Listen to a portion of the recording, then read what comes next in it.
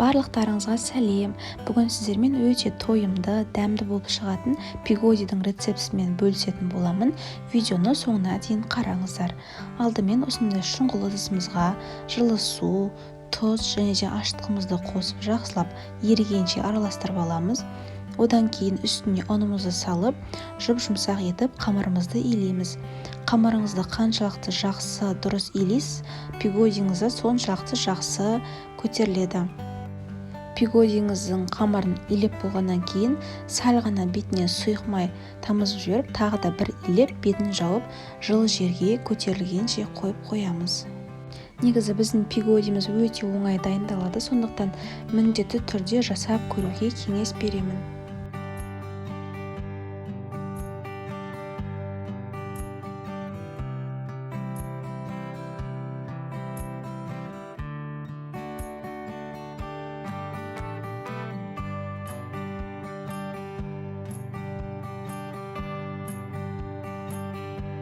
Енді қамырымыз көтерілгенше салмасын дайындауға кірісеміз.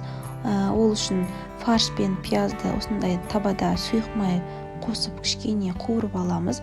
Тұз бұрышымызды салып жақсылап араластырып, бетін жауып қоямыз шамамен 15 минут.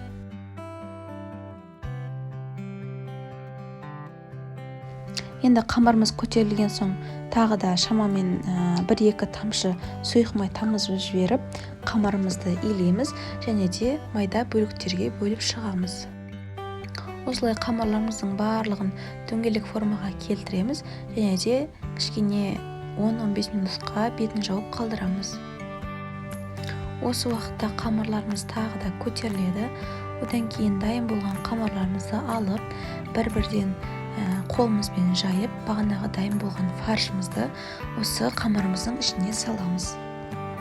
Ішіне міндетті түрде фарш болмаса, ішіне капуста немесе картошка, пюре жасап салсаңыздар да болады. Осылай қамырымызды біріктіреміз. Жақсылап қысамыз, әйтпесе піскен кезде біздің қамырымыз ашылып кетуі мүмкін. Қалған пигодиларымыздың барлығын бағанағы жасағанымыз бойынша тура солай жасап шығамыз.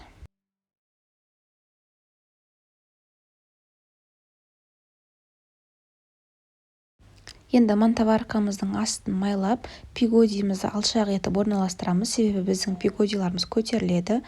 Енді шамамен жарты сағатқа қалдырамыз, одан кейін газдың астын қойып, шамамен 40 минут пісіреміз. Осымен біздің пигодиларымыз дайын.